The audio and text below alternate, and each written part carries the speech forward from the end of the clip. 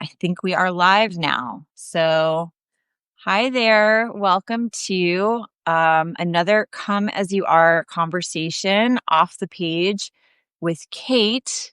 Say it, Kate. Mapother. Mapother. So, how hilarious is this? How long have I known you now? A while. A while. And this whole time, realized as I was thinking about this talk that I did not know how to say your last name. So, Mapother. hmm Did I get it You right? listen. Everybody does that. Yeah. Like I've known people for probably years, and then when we meet in real life, they're like, "So how do you say your last name anyway?" It's Yeah. like, yeah, Yeah. Maypother. I love that. yeah. Actually, of all the options, I think that's the coolest. Well, it is Glad what it it. worked out that way. I did it So, just for you. yeah. So, Kate, for anyone who somehow does not know, is, I mean, one of these writers who, Kate is a poet, um, and also writes incredible essays and is working on a novel, right? hmm So, you're one of these people, you really amaze me because I just think that's like a hat trick that's unusual. I think a lot of people are able to do all of those things. Well, the jury's still out on the novel, so well, let's wait Well, and see what happens when I'm all done right. writing it. But I'm very like there are so many times that I wake up and I'm pretty careful first thing in the morning about who I read, especially these days because I just feel fragile Yeah. in the morning. I'm really like, it takes me some time to ease into the day. And you are one of the people I don't worry about reading, even though I know that I might end up just like weeping. And that happens often, and yeah, I am really, I wanted to start our conversation by asking you when you started writing, even though I know, but I wanted to ask you anyway, because I think it's fascinating for people who are interested in writing and, like conversations with writers to find out when you started. hmm Um, I was thinking about this today, and I actually remember writing a book when I was, I don't know, 4 or 5. And I did it with one of my sister's boyfriends. And it was a book about two dogs. Oh, And I believe the one dog's name was Blackie and the other dog's name was Whitey. And I was Blackie. And I think Whitey was my sister's boyfriend, who I was right. apparently very enamored with. Go figure. Yeah. So I started writing when I was 4, Oh, published that sucker because I remember stapling the binder. of course, Um, and as you then, should. I think I've always just written, Hmm. but not, I I didn't take it seriously until probably 10 years ago, maybe. Really? Yeah. I mean, there's periods of times that, like a friend of mine, I was talking to her not long ago and I hadn't seen her in a really long time. And the last time we had been together was like 20 years ago. And she came and visited me when I was living in Connecticut. And she started telling me about this one night. She's like, I'll never forget that dinner. It was so great sitting on the porch. She's like, and I remember you going upstairs to bed early because you wanted to write. And I was like, I did. Like, I don't remember writing then, but apparently I did. So, Yeah. Yeah. That's funny. See, I did not know that. I did not know that you didn't start seriously, like, deciding this is what you're going to focus on until like 10 years ago. yeah, I want to say it was like 10 years ago. And did you start focusing on poetry or? Yeah, I did because poetry was it's easier for me to hide behind. Mhm. It took me a while to be able to sort of say things out loud without disguising them under some flowery, pretty language. Uh, Yeah, yeah, so poetry was always my go-to, for sure. that's really interesting. Mhm. I think that a lot of people who end up writing memoir, like I'm thinking about Cheryl Strayed, for example. Mhm. I went back. I know I've talked about this before, but when I find someone like a writer where the writing's just really speaking to me, I always try to go back to like the first thing they wrote and Mhm. then go forward. I don't know. I just find it fascinating to see somebody's kind of like growth that way. And had read, I can't remember what I read first, but I went back and read the novel that she wrote first. And it was like so clear to me Mhm. that she was writing about all of these things that she ended up writing about in her memoir later. I think that was Torch, her book Yeah. Torch. Yeah. Mhm. Yeah. But that whole thing of hiding and I think some of it is like you're protecting yourself and some of it is you're protecting other people. Yeah. Yeah, and I think there's, like I notice, Ocean Vuong, he has some repetition, like, in his new book, there's some stuff in there that he's written poetry about. And Mhm. he's talked about how, he had pieces of this new book when he was writing his last book, but they just didn't fit in anywhere. So I think there's that too. There's sort of the mechanics of, does this fit here? Do I want this to go here? Am I ready to talk about this? Maybe not. You Right. know, for him, he had this freedom with this new book because his mom is gone now. Right. It's So, a huge, huge yeah. thing. Yeah. Yeah. I mean, I think we could probably both speak to that. Yeah. Uh, I mean, memoir is not easy. I think it's really hard to do memoir well. I agree.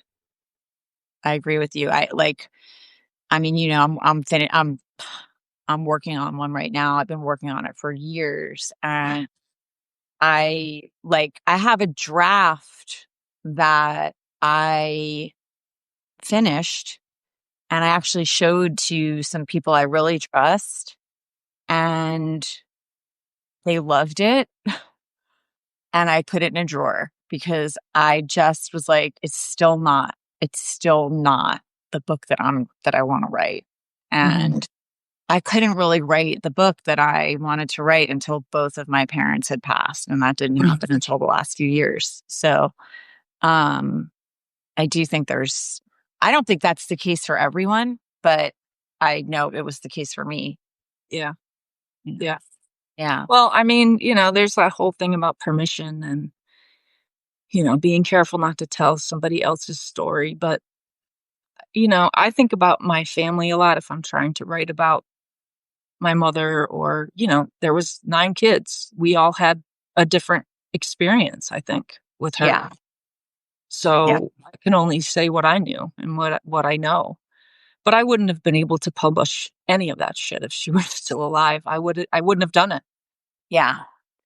Yeah. I think that that is really the case. And it's so fascinating that you can have siblings growing up with the same parents in the same house and having wildly different experience, different parents, Yeah. Yeah. different, like just a really different relationships, different people that they knew because, like anything, even with people that you know in life, I know you a certain way and somebody else might know you a completely different way. It's like, it's always, there's you and there's me. And then there's that like third thing that's happening between us, which is this specific relationship that can only occur between you and me. And it's like a Right. third thing that is its own thing. And, so I do think that's part of it. Like one of the things that I have been really shocked by, and maybe this resonates, is that one of the things that was stopping me when I was trying to work on this before was this fear of like, if I say the truth, my mother is going to be so angry and it's not going to be okay. and it wouldn't have been. Uh, I wasn't wrong, but in letting myself write the truth, it turns out to be kind of like this, wild, twisted love letter to her. Mhm. Because I'm just speaking truthfully, it's funny if I had given myself that freedom and if she had loosened her grip on what people might think, like it would have, it's sad when I think about it because it's like, it's funny if you just let yourself tell your story, whatever it is. There's always going to be something beautiful in it. Yeah. Well, and there's always something beautiful when you tell your truth, Yeah. you know? Yeah, it's interesting how sometimes the most difficult relationships are the ones that, I had a really difficult relationship with my dad. And, when he died, I remember sitting in the church and just bawling. Like I could not have stopped if I wanted to. Yeah. And it was just, I didn't understand it. I didn't even really know why I was crying. Yeah. Um, but, as you get older, you start picking some of that stuff apart and, there's a grief in the things you wish you could have had. And, Yeah. you know, And the potential is gone. Like mhm, it is what it's like it was what it was and it's not going to be different. right. And I think there's part of that that happens, but and it is also that mourning the things you didn't get, but also just there's so much, I don't know, other stuff wrapped up in it too. And then it's not the same for everyone, but like um I do think those complicated relationships where there's so much love there, but there's so much other stuff Mhm. mixed in they're really painful. And Well, I know yeah, you've written about, your relationship with your dad and, when people have that dominant a presence, yeah, it's also literally impossible to be yourself there. yeah, So, I mean, it really takes them not being there anymore before you can even figure out who you are in all of it. yeah, And that was kind of the deal with my dad. It was just like he was just such this huge presence for all of us, really. And we were afraid of him. yeah, Um, so I didn't know who I was in that space other than afraid, yeah. you know? It's painful. It hurts. Yeah, it is because what you said earlier is just so true. It's like, we could have had something different, right? If we could have had these conversations and if he was a different person and could have had the conversation or whatever. Yeah, Um, I look at him differently now. I mean, he came over here from Ireland on a boat with his parents when he was 5 years old, and he got made fun of, and he had a hard life. yeah, Um, yeah, but, growing up, all I could think was he's just such a dick, you know? yeah, yeah. I think that that's the other thing. I remember Danny Shapiro said that to me when my mom died. She said, your relationship with her is going to keep changing. Mhm, And I didn't really understand what she meant because I'm like, she's gone. Like, I mean, but I understand it now because mhm, it's been 3 years and I realize that as I keep changing, my understanding of some of these like dynamics and some of the things that she was going through keeps changing. And like, mhm, I think that my compassion for my mother has grown the older I've gotten and the more that I can like look back. I think about, for example, when my dad left, I was 4 and that was like 1975. And women had only been able to have a credit card and open a bank account for 1 year. mhm. So she was like on a mission to find another husband because of course she was. Like, I think she couldn't imagine how she was going to like keep a roof over our heads and like make everything be okay without a man. Right. And in all reality, she is the one who kept a roof over our heads the entire time. Hmm. Shocker. Shocker. Well, You and know? then, to go back to writing, trying to write all of that, trying to Yeah. write the nuance of all of that is really hard and laborious and, you know, heart-aching, It is. really. It is. Um, Writing this novel, it's kind of fun because I don't have to worry about telling the truth, right? I can say whatever I want, and I Yeah. can make someone else say whatever I want them to say, you know? Yeah. So it's a whole different animal Yeah. for sure. But Yeah. I've yet to finish, I've probably got 3 different manuscripts that are memoir based, and I've yet to finish any of them. Yeah. I had the experience of, I know we've talked about it, but I published a book in 2016 and I'm happy with it. It's not like it's just that it wasn't the book that I wanted to write. And so this time around, I was like, I don't care what else happens. I just want to write the book that I want to write. Like whatever else happens, how it's received or if anybody like none of that is, I just want to at least. So, I'm not doing it that way of like just writing 3 chapters and seeing if my agent I don't want to do that. I was like, I'm Mhm, just going to write the book. And and I kind of needed to write, like, I needed to write the whole thing. And then now I'm like going back and I'm probably going to leave. I know I'm going to leave more than half of it out. I just mhm. write it and then, like editing. And that's what I wanted to ask you. When you write a poem, I don't write poetry. So I'm like very fascinated. I want to ask you a million things, but one of the things I wanted to ask you is like Maggie Smith, for example, right? I've seen some of her notes, like that she'll publish sometimes after she puts a poem out there. And it literally does look like Claire Danes in Homeland, where she's got like Yeah, the stuff on the wall with the red, like the red yeah. springs and the post-its. And I'm Like like, that meme with the hologram of the, like, whatever, like, fractions and stuff, and that yeah, I'm literally like, I wait, know. what is happening?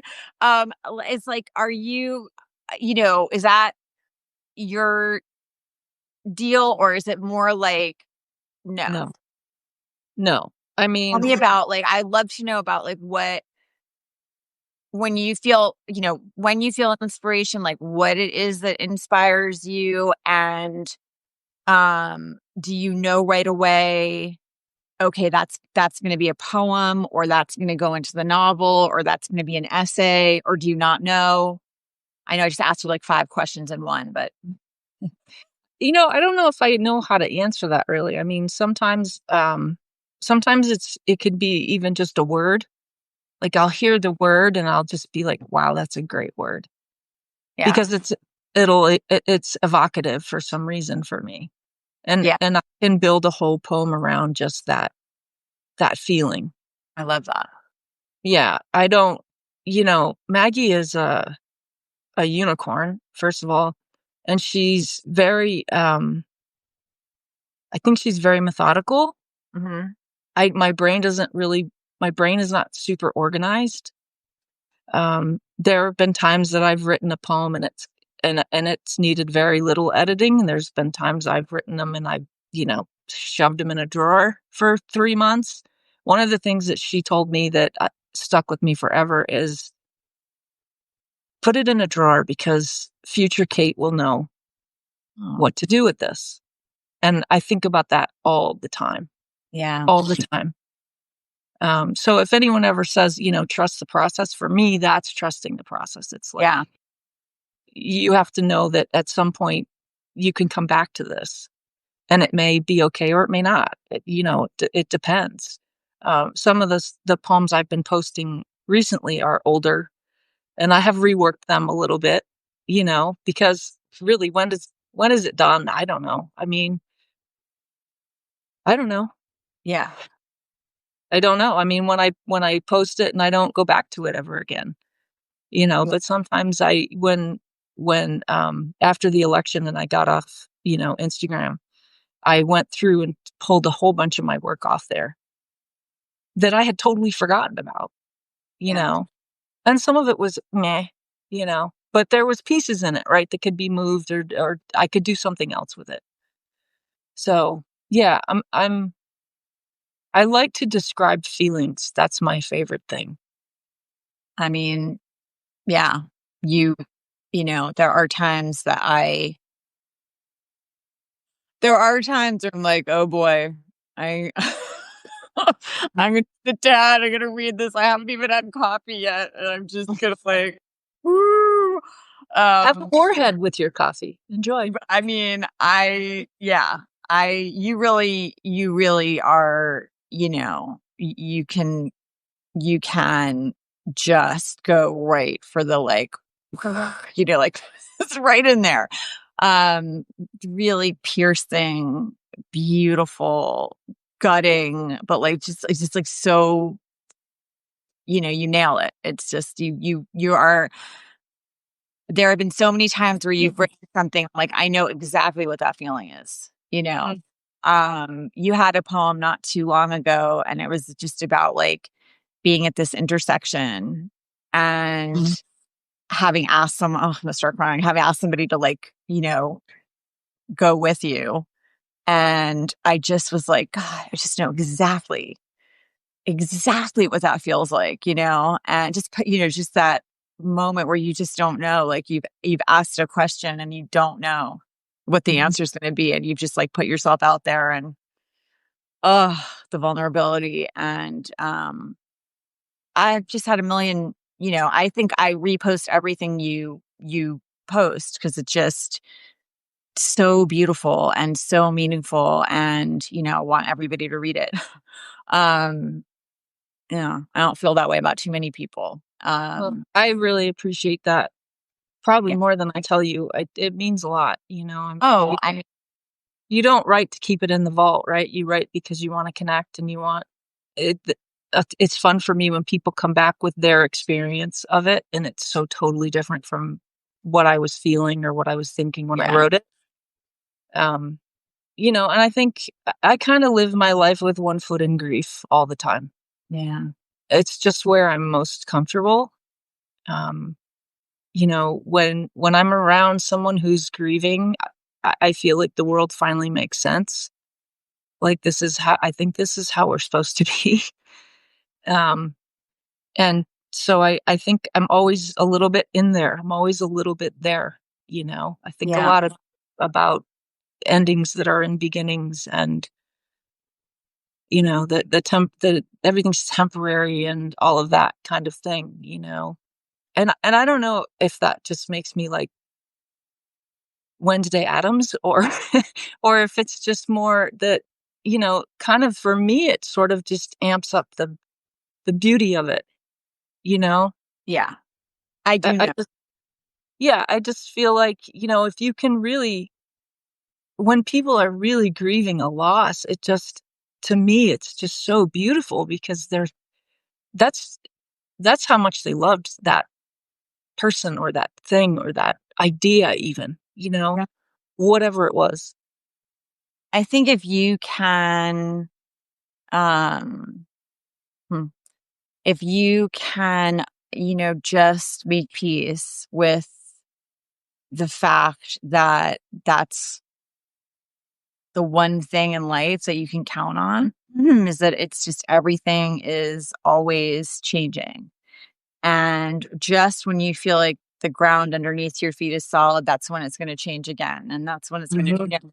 um, I, I do understand what you mean about having one foot in grief all the time because I think I relate to that a lot. And I think when you grow up with chaos, Mhm. there's that sense of, you're don't get comfortable. And now it's a little different than what you're talking about, but it's kind of the same animal, it's like you can't count on anything to kind of stay as it is. And I think losing my grandmother really early, was a huge, like a pivotal thing in my life that I remember so vividly, even though I was 4. Mhm. It was it was like an explosion that went off in my life, and it changed the trajectory of literally everything. And I I think for a long time I was trying to make things solid Mhm. because of that, trying to pin things down, pin people down, and then I just like at a certain point you get old enough, you realize like, well, it just does not work. And it just increases your suffering and it it makes you miserable. It's just like it doesn't work. And the more you can open your hands and like open your heart and open your mind and just like let it flow, let it flow, let it go, let it love your heart out when the opportunity arises, because you don't know how long you have, and you may as well just love your heart out because Yeah, I mean, I've been thinking a lot. You just said something about letting go, and I haven't thought this all the way through, so it might not come out right, but I've been thinking about letting the concept of letting go a yeah, lot. Um, and I don't think I can say I've ever really let anything go, someone go, yeah. or something go. Like, what does that even mean? You can't I really mean, let them go. They just go. They're gone. It I know. happens. And you just have to, like, reconcile the fact that you're gonna be stained with that for the rest of your life, and that's kind of the point, I Yeah. think. Yeah, I mean, I agree with you. It's not up to you. Mm-mm. It's not up to you. It's not like you're deciding, okay, here, Right. I really it's not your choice. No, It's just it isn't.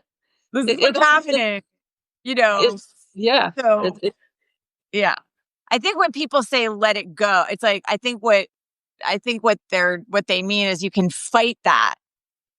You can resist that kind of constant flux, or you can make peace with it. And um I just think that the more you can sort of make peace with it and really celebrate the joy when it comes your way, you know, I and think, for me, really, it's just I learned to live with the ache, yeah, you know? yeah. The way people learn to live, with a bad back or, you know, a I bump. think there's that thing too of like, even when my kids were tiny, oh, I'll probably start crying. Like, I knew this time isn't going to last forever. Like, even as it was happening, I was almost mourning it, Mhm. you know? Yeah, I think about, I'm the youngest of 9 kids and, there's no guarantees, but, chances are pretty good that I'm gonna be the last one standing. And when I think about how to survive that kind of thing, I think that's why I'm always drawn to grieving people. I'm always drawn to people telling me what they've lost because it's coming for everyone, I you know? know. It's Uh, so hard. it is hard. It's I really feel hard. I feel for people because I don't I think we don't talk about it enough in our culture. And, I think you hit the middle of your story, and it starts to happen. And, like, if it hasn't already, for you, like, you lost your mom young. Mm, Uh, and I think that is its own, devastation. I think and I think, um, in my situation, like, it was wild. It was just like COVID happened, and then my mom got sick, and then, it was just kind of like one thing after another. And then no sooner had my mom died than my half sister died, then my dad died. Like, it was just like, then my dog, it was like one thing after another. And that's really been like the last 5 years. It's just been like one loss after another after another. And there's nothing you can do except just Be in it. be in it. Just be in it. And Messy. It's messy. It's not supposed to be neat and tidy. And, part of, I think, what holds us back is the fact that we don't have the right language for that.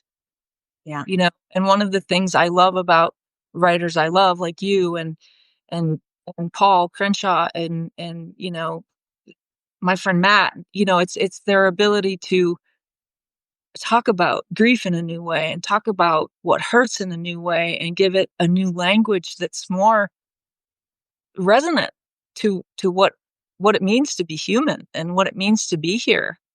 I mean, the grief I think that is we're experiencing globally right now, yeah, we need language for that, you yeah. know, because it's just Painful. it is painful. It is painful, and it's not like we haven't been in painful periods before. I'm not saying that. I just think that given where we are with technology and the amount of time people spend online and the amount of memes that get generated in the universe, I mean, I just think that there's so much we could offer one another, right, in terms of comfort that we just haven't really tapped into yet. Yeah. I mean, I couldn't agree with you more. I think it's one of the reasons that I have been writing about this experience, because I think it does relate to the wider experience that we're going through. Certainly here in this country, but it's it does hurt, Mhm. and part of what makes it worse is when you don't acknowledge it and you don't talk about it and you don't give it language and you don't name it. Um, I think one of the things that's the hardest for people right now here, and I wanted to talk about this, so it's kind of a nice segue, is that this idea that we're somehow supposed to get up and like go to work. And meanwhile, you know, it is not normal for us to be taking in all of this just horrific news all the time. And, you don't want to not be engaged. I mean, I don't want to know. I want to know what's happening. Um, and then there are times where I need to step back for my own well-being. I can feel like there was a moment last week, I'm out here in LA, as you know, and there was a moment when um I got up, I think it was last Thursday, and I was supposed to drive to my son to help him, pack up his dorm room and drive him home for the summer. And I got up in the morning. I was supposed to get on the road pretty early. It's a 6-hour drive. So I was supposed to kind of like, get it going. And I woke up to videos of like the LAPD kettling people, peaceful protesters, so that they could not leave by curfew, which is 8 p.m. down in downtown LA. And then they got arrested for failure to disperse. I saw another video and listen, it's not, it's not the entire LAPD. It's just unfortunate that it's any of the Yeah. LA. Another video of, like protesters running from LAPD on horseback in full like riot, whatever, with batons, like just, just Beating. hitting. And so I was already like devastated. And this was just me. I was just trying to sign on literally to like post one thing and go, right? And I'm like, bombarded with this. And then Senator Padilla is like suddenly being assaulted and shoved to the ground and handcuffed for asking a question. So I was like, I just sat down. I just was like, I'm not okay. And I just need to sit down for a little while. Like I could feel my nervous system was just, and I really felt like, um, this is it. I had been hoping the whole week. Obviously, the National Guard was already out here, and I was hoping that it was just this like pissing contest, because obviously, uh, I don't even like to say his name. Like We all know who you're talking we about. know who I'm talking about. Big pissing contest with the governor out here. And, I just thought like, okay, he's sending the National Guard. He's distracting everybody from, his like whatever breakup with Elon the week before and just trying to change the news cycle.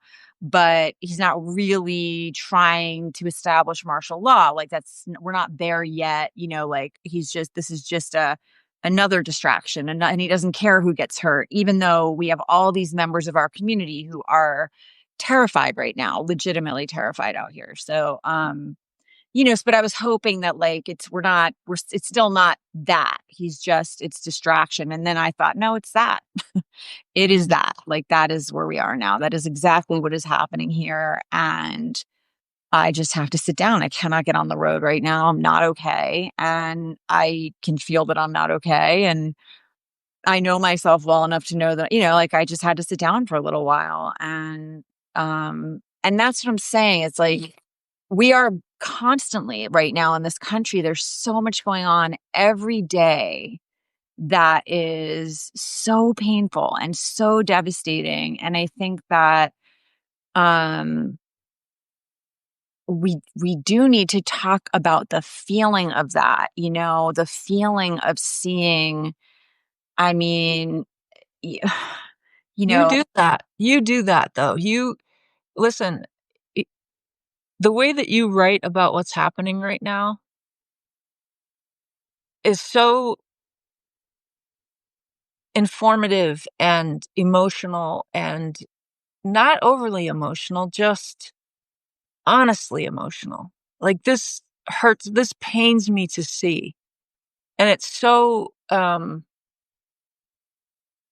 regulating, and if it feels that way for me, I'm sure it feels that way for other people, right? Okay, Allie was there, Allie took video, Allie, we knew firsthand from what you were saying. I know I can't write like that. I start to try and write about what's going on right now, and it's just like somebody just like went like this on the keyboard because I can't do it. You're very, very good at it. thank you. Kate. Thank you. Really good at it. Thank you. I mean, it's weird because, I was talking about inspiration before, and I like, this is not normally what I write about.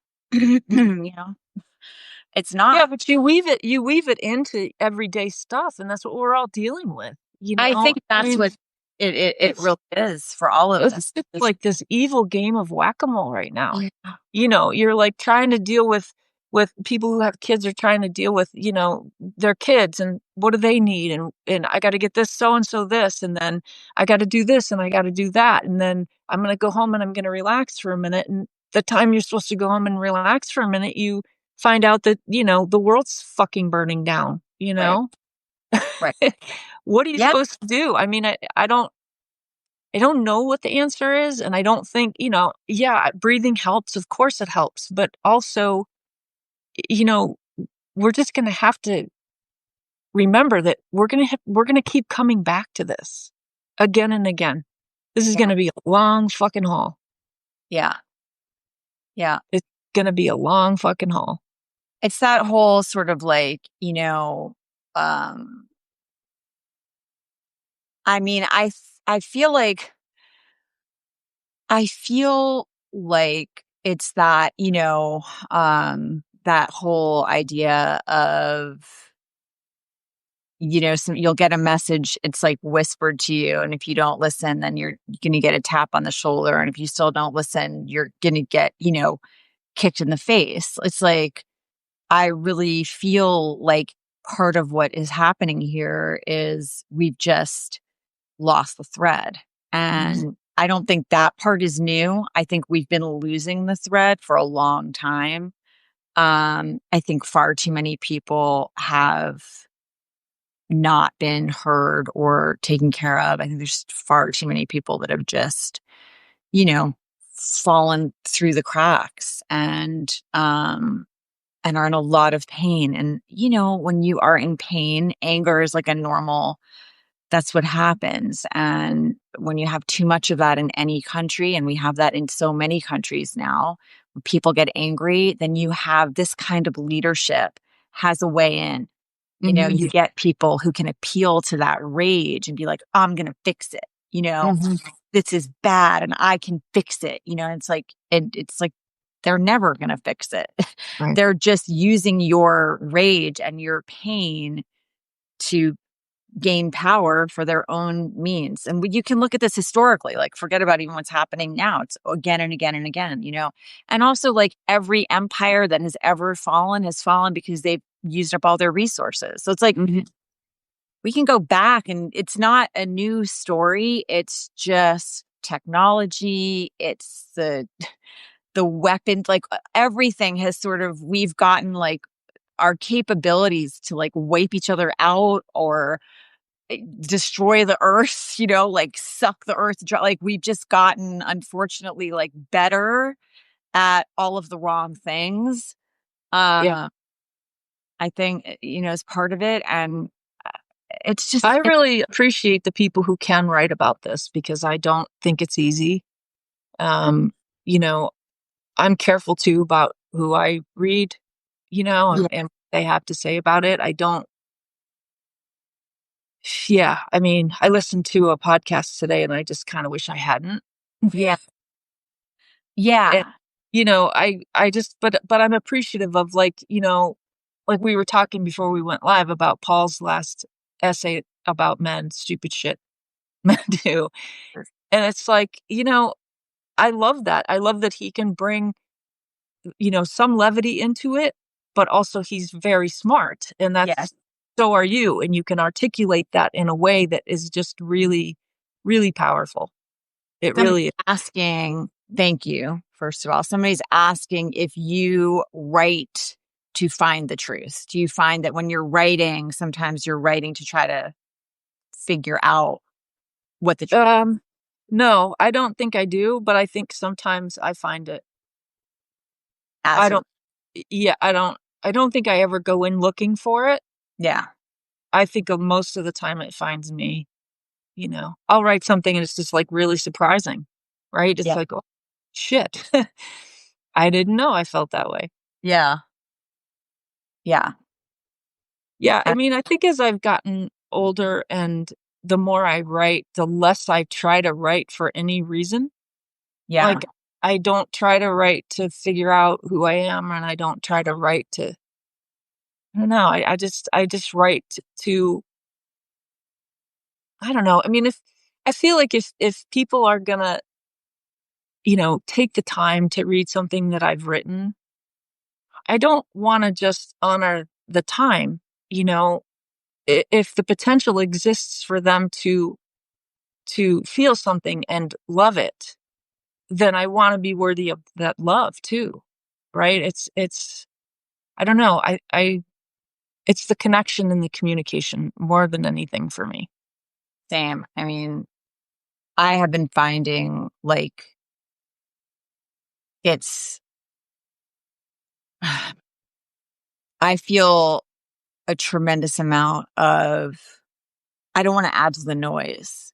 Yeah. So if I'm going to hit publish, I want to feel like I'm helped in some way and I'm saying Mhm. something that hasn't been said, 900 times. Like I really want to make sure that I feel like there's at least something in it that might give somebody just a little bit of hope or like a little bit of, some reason to not totally despair, or because there's just, it's very hard right now, and not in some like spiritual bypassing way. Like if I can't do it, I'm not forcing that. I think I'm looking for that too. Right. And so if I'm writing, I'm searching for that. Or I'm hoping I'm going to find some kernel, some grain of something. And I usually do. And I think that's because that's just who I am. Like I, I still, no matter what the fuck is going on right now, I still believe in people, I still do. I still think for the most part, I still think there are more people who don't want this.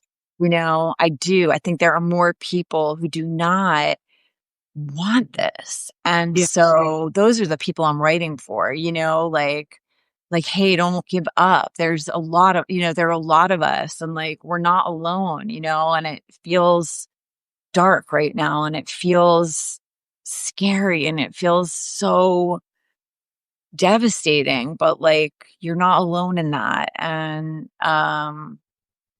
but as much as you feel like you don't write about this, right, and maybe you're not specifically writing about what's happening in, current events, it's universal stuff. And I think that's the part of this too. Like all of these things that I think are causing people the most pain are the things that you do write about, like in your poetry, that feeling of, like, do we not care about each other? Like, what is happening here? Like, how can people treat each other this way? I mean, how how can someone not have a heart, like, or like not consider this is someone's daughter or someone's sister or someone's son? Like, I don't know. When I read your stuff, as much as you might not be writing toward current events, you are writing right into the heart of current events and women's rage and like all of that, So, yeah, I mean, it is very comforting to me. There are a lot of days where something you wrote is the thing that is giving me hope. Um, To hear. I think sometimes, Whether you meant to or not. yeah, I think sometimes, I have a hard time staying in my heart, which is not normal for me because I like being there, and lately it's been hard. Um, Yes. being disassociating is like my new favorite thing, right? Because I can just kind of check out. So I think when I'm writing something, I want to feel something. Yes. I'm I just want to feel something. I want to be in my heart and in my body, and I want to care about something because it just feels so shitty to not care yes. and to be Yeah, so drained and exhausted by all of these assholes who just don't give a fuck about anybody else, you I know? know. I know. I will say that one of the things that makes me feel better every day is like I would never want to be that. Yeah.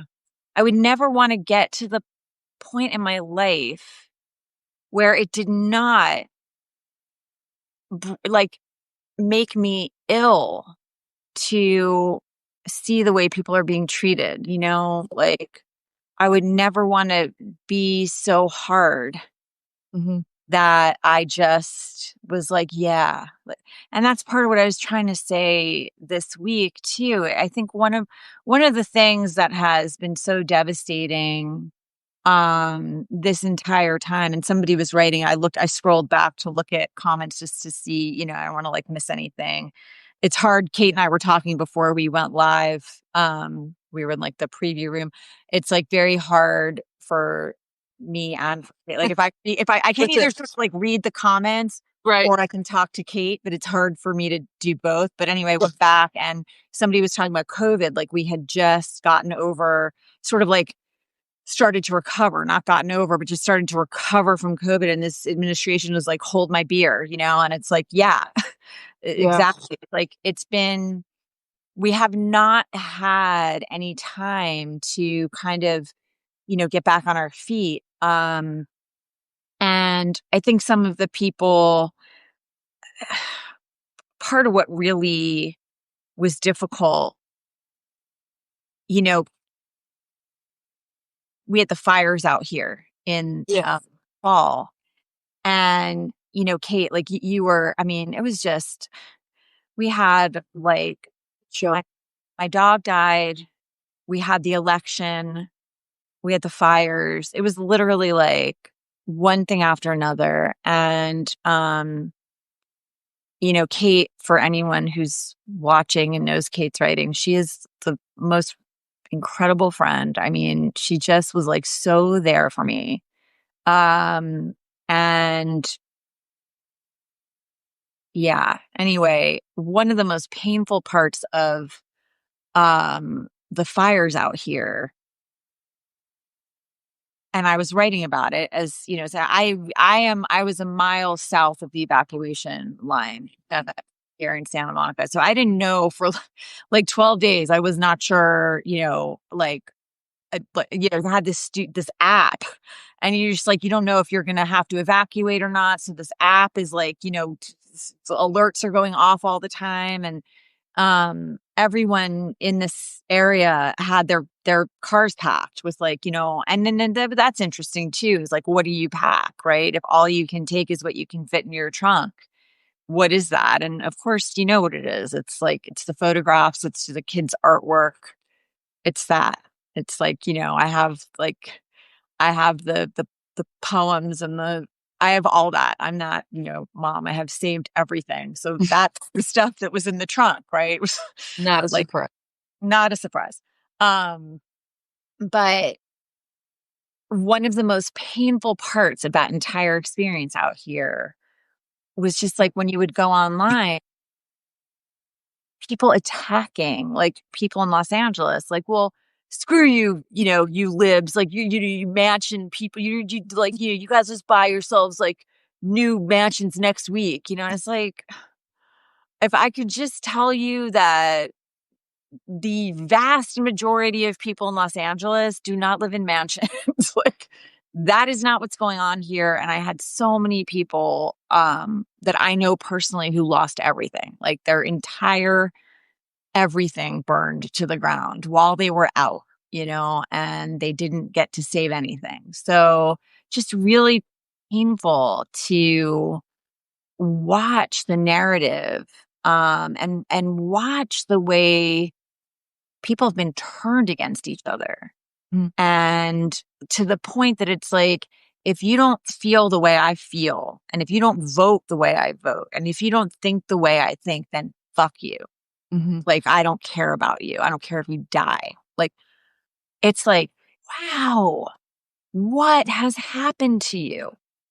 You know, Well, that's why keeping a record of what's happening right now, especially as books are being banned and, language is being taken out of medical journals and, actual human beings they're trying to erase them. You yeah, know, I think that's the important part of what a writer can do. And, yeah. and you do it, you do it. You really do. Well, I think you certainly, I'm certainly trying. So talk to me now, like, about, do you write every day? What's No, your, I don't. I'm just like, tell me about your process or, Um, yeah, I don't write every day. Um, I write very sporadically. Mhm. I have a friend who can sit and write for 7, 8 hours a day. I'm not that guy. Some days I'll sit and write for 4 or 5 hours, Mhm. you know.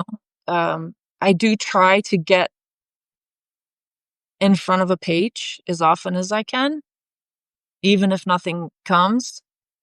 Um, Ever since I read Big Magic, it's like you gotta kinda do have to show the muse that you're not fucking around. you know, Yeah. that you will show up and that you will take what you're doing somewhat seriously. So I do try to do that. Does something happen every day? No. And some days I don't even do that, but I do try. I do make an effort to be a good steward to that, whatever that is. Yeah. The words and, you know, just that whole essence of being a writer. Yeah. You make yourself available. Yeah. Yeah, I do. I try to, you know. Yeah. Um, I don't know. Sometimes it's just like I don't write for long stretches, but it's not like I'm not writing. I don't think, I used to think, oh, like I'm broken. I have writer's block or whatever. And I just don't feel that way anymore. I just feel Yeah. like now it's just, being alive is writing, Yeah. because you're always thinking about how can I write this? That's how people like us pay attention to the world. How can I write this down? So I don't get squirrely anymore when a month or two goes by and I haven't really written anything. I don't really worry about it. Yeah. Yeah. It's none of it's guaranteed anyway. You know what I mean? No, You could write one banger of a poem and then it might be the last thing you ever write. You never know, right? you do not know. You don't know. Somebody wrote, I'm just seeing somebody wrote something. I just want to see. Oh, yeah. Okay. Wait a second. Okay. No, it's fine. That was an older, that's one that I had scrolled up. I wanted to make sure I Okay. didn't. Yeah. Okay. So, I mean, I agree with you on that. I think it's like there are some times where um, I do sometimes put myself under pressure and then I'm like, you can't really, um, you can't force this stuff. And sometimes the writing is happening while you're walking or while Mhm. you're like doing the laundry or while you're like your brain is writing. It's like I realized at some point or another, I realized like I may not be doing this right this minute, but I'm still writing or I'm driving and I'm writing because those wheels are spinning. Yeah. So I think it's interesting, I think the attention is the process. That's yeah, the, you know, yeah, paying attention is yeah, the process. yeah. I agree with you. And Should so I like write, should I create a Substack class for that? And yeah, okay. I think that I think you should. Yeah, yeah. I was saying that it was so funny because I think you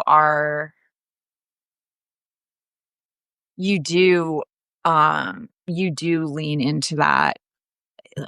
You just have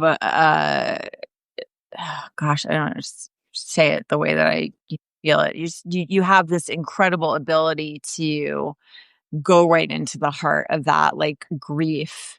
And um do you feel like, cuz I personally think that is one of those universal things that everyone is going to experience. It's like a portal, you Mhm. know. Um and I wondered if you, I don't know, like do you feel, I know that's one of the themes. Do you feel like there are other themes that speak to you frequently or that are like, Oh, I'm a lesbian. Longing. I mean, yeah, that's what, we're kind of all about. Um, yeah, Longing is a big one for me. yeah, That's a very compelling and evocative emotion for me. Um, I'm a Scorpio, Enneagram 4. So, give me a little bit of that longing and I'll go a long way with it. yeah, yeah. Yeah. And I think I've always been like that. I love Uh, that. yeah. I mean, and love, obviously. I mean, I just think, yeah. One thing I've done recently, that's been kind of fun is I'm starting to write more love poems for my friends. Um, Yeah, I have a friend whose birthday is tomorrow, and I've spent the last 3 days writing her a poem for her birthday, and I don't know. It's just it's like, why don't we do that more? Why don't we write more love poems for our friends and for, you know, our dogs or whatever? I don't know. You Yeah, know, I mean, I do. it doesn't all have to be romantic, you know. I, I mean, if you look back on your life, it's the long-term relationships in my life, like, I was married by my friend Wendy this week, and I've known her since I'm 14 years old. She's like my sister, and my friend Tracy, I've known same amount of time since I'm like 14, and I have friends that I've known since elementary school. Jenny and Jesse. It's just like I think we absolutely should be writing love poems and also just kind of culturally talking about the importance of those relationships in Mhm. our lives.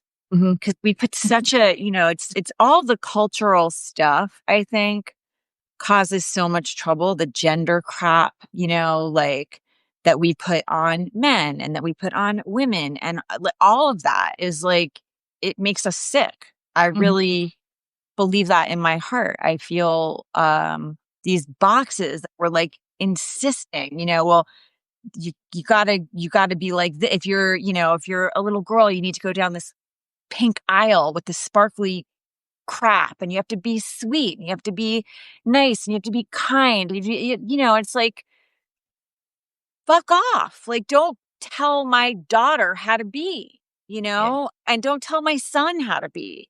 Like, I remember, I remember I lost it on some guy at the playground once. Like, my son fell and he scraped his elbow and it was like bleeding and he was crying. He was like 5. And so, of course, I like picked him up and I was like holding him and I was comforting him as you do. And some dad dude came over. He's, come on, tough guy. You're all right. I'm like, hey, get the fuck away from my kid. I was like, "Ah!" Like, if he wants to cry, he can cry. And you should go have a cry. Like, you probably need a cry. Like, don't tell him to be tough. He's 5. He hurt his elbow. He's crying. He's bleeding. Well, and think of the amount of life and experience that we deprive ourselves of because of binary and Yes. gender norms. I mean, I was up on the mountain today and I passed a guy. I never like passing a guy out there. I just, and he's No. probably harmless, right? And I passed him and it was fine. And then of course, kept thinking about it. And I just thought to myself, I- I've, I probably have missed opportunities with men to connect, to learn something, to experience a different side of myself. Because 99.9% of the time, I want nothing to do with them. And that to me is it's just sad. It really is. It's just too bad. Yeah. It's just too bad. But, the stakes are high for us. I mean, it's not the same for a guy, right? It's just not. It's just different. I'm Um, sorry to say it's not. And Wish it was because I do think that, we're missing out. We're missing out on a lot of stuff because, boys and girls and men and women and all the shit men have been taught. And, thrills me to no end to see Paul deconstruct all that shit. I love it. oh, I I know. love I've been asking like good men to get in the conversation. And if you haven't read Paul Crenshaw stuff, like that's a good man getting in the conversation. Wrote an Yeah. essay, Stupid Shit Men Believe, that you should definitely go and read. I'm gonna share it. I haven't shared it yet, but I'm going to. So if you didn't get to see it yet, you will. But or you can go find it on his page. But but yeah, I mean, it's I think for me it's interesting because it's like, I have a son and he is amazing. Like, he genuinely is. He's the kid who, if he's at a party and he sees like, you know, a friend of his, like a girl has had too much to drink, he is going to get her home. Like, he grew up with a single mom and a sister, and Mhm. he gets it. And Mhm. and I'm like super proud of them. And, but I've also seen like what, what people put on kids, even when they're really little, because I think I was writing about this recently too. Like, I just remember when my daughter we would go out to eat. I would take the kids out for dinner. And like, if my both kids like cleaned their plates, so many times the server would like make a comment about my daughter who was like, this big, like, oh, you were hungry. And it's like, could you not do that? Like, You. why are you doing that? Like, because they both ate everything. So now you don't realize, but what you're really saying to her is, oh, wow, like you are as hungry as your brother. Like, that's unusual, or there's something wrong with that. Or like, you're not really supposed to be ravenous like that, little girl. Like, you're not really supposed to clean your plate. It's like, what are you doing right now? Like, can you not do that? Yeah. And she just enjoy her dinner without you making her feel weird about it or making her question, am I not supposed to do? She's 3, Yeah. she's 4, she's 7. Like, where do you think that question goes? Right. And then all the other messaging we're getting all the time. And then meanwhile, he's getting all of that. Like, come on now, be tough. You can handle this. You got it. It's like, it's constant. It's in the water. And I think we all suffer for it. Yeah. All of us. The men, We do. oh, there's Paul. There's Paul. Hi, Paul. It's like, it's just, I feel sad for everyone because, um, I just, listen, I mean, I have written about this a lot, as you know. It's like I grew up in New York City and I used to think that's why. But as I started writing about this stuff, I realized it's everywhere. It's, I had a lot of really bad experiences with men when I was a kid. I got grabbed. I got assaulted. I had guys flash me. I had guys expose. I had a lot of really, really just crappy experiences. And, I had yeah, I had a guy grab me when I was 13 in the stairwell. I was going to ballet. I had a guy not take no for an answer when I was 16. I had a lot of really crappy things happen. Um, and I had a dad who was not, not terrific. And so, there's a reason that women are scared and that women are walking around on the street with their keys between their fingers if it's dark, or that they're sharing their location with their girlfriends, or that they're looking over their shoulder if, like, it sucks, or like you today, like passing somebody. I am never not on alert if I'm alone, if I'm hiking, if I'm anywhere. And it really sucks. Yeah. Well, Um, it's heartening though to see people like you changing that narrative with your own kids. it, And I see that a lot. A lot of my friends who have kids are raising different boys and different men. yes. And And like, it's great. My favorite thing is watching like some of my nieces and nephews raise their kids now.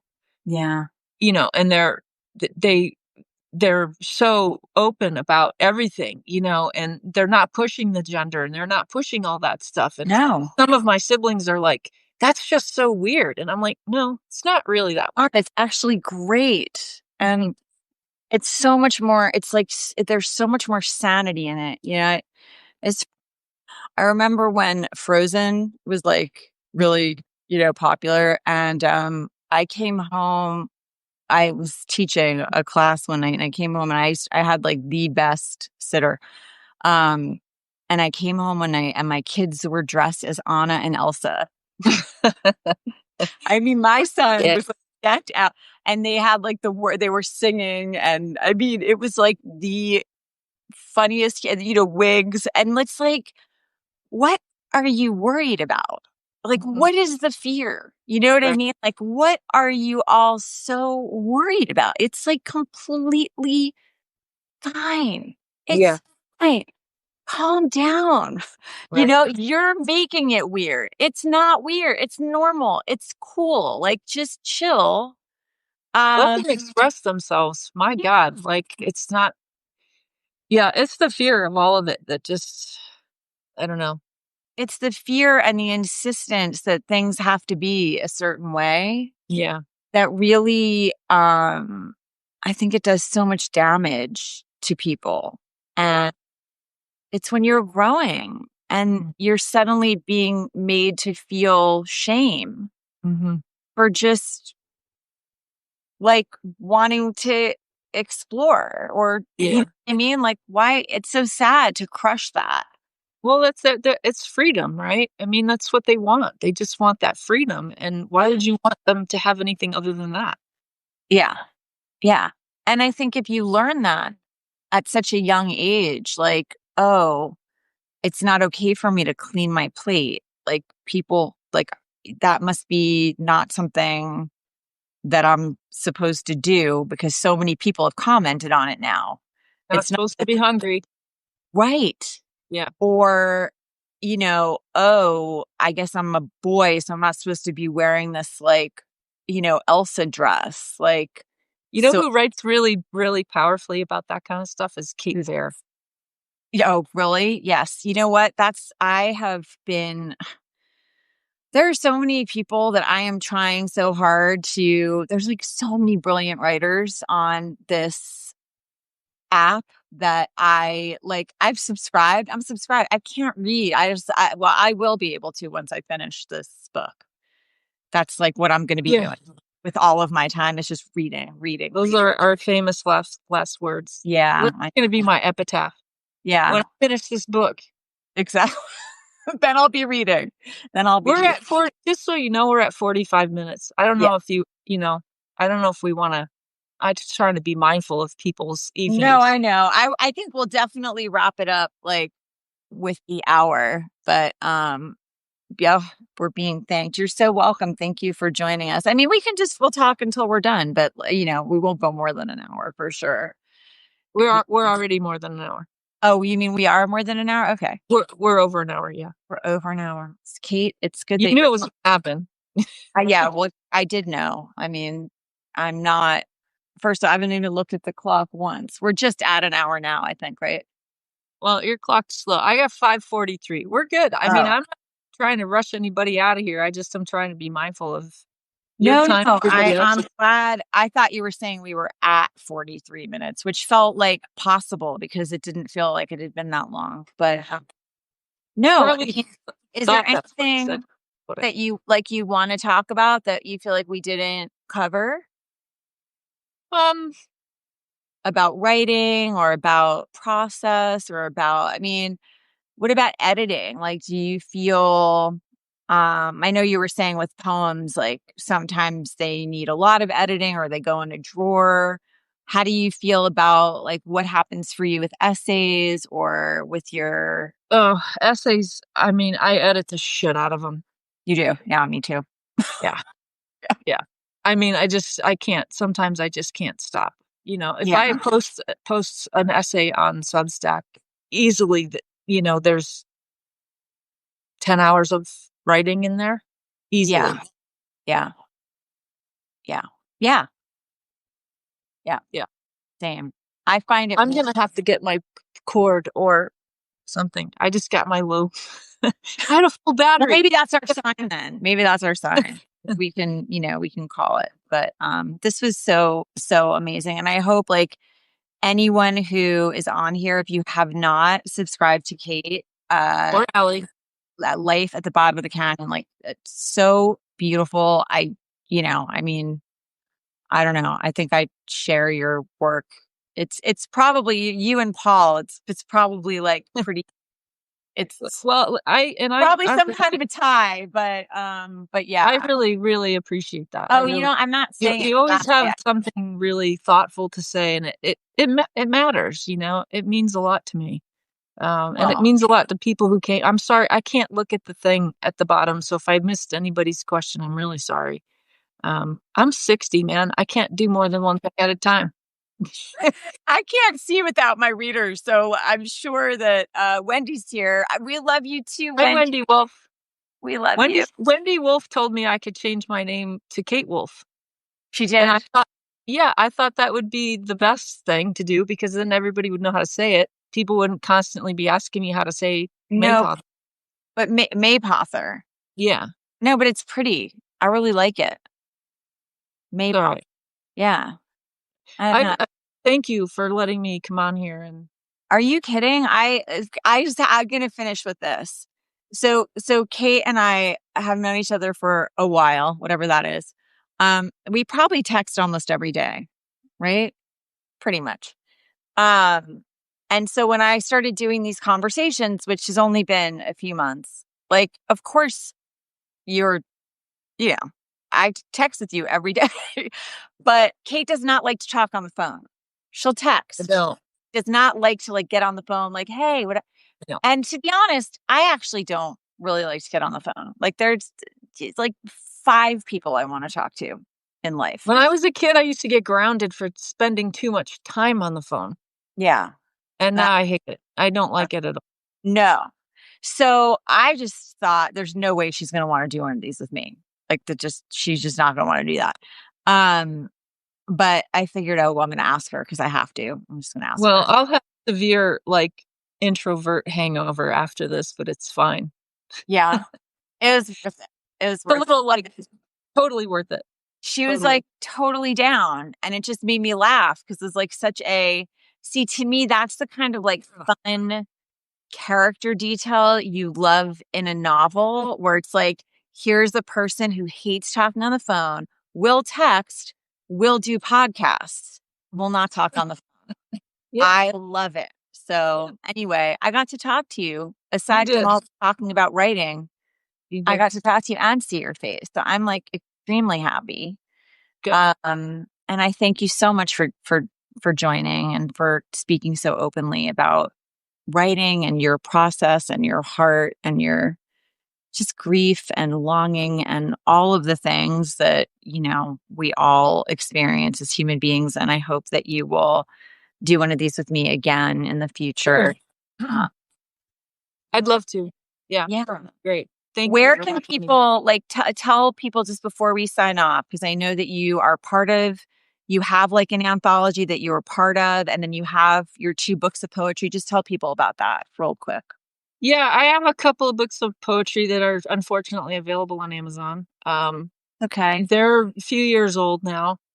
I'm in a couple of different anthologies. I think there's links to all of my stuff on my Substack. If there's not, I should fix that. But most all of my writing now is on Substack. I'm not on any other social media. So yeah, but I have your books of poetry, and they're absolutely beautiful. I mean, I am totally boycotting Amazon, but I make an exception for your books because Thank you. Yeah. Thank you so much, Allie. I appreciate it. Kate, it was a total joy. I knew it would be. I love you and I thank you. And thank you to everyone who joined. And thank you very much. We'll do it again. We'll do it again. All right. See ya. Bye. Bye. Hurts. Hurts. Bye.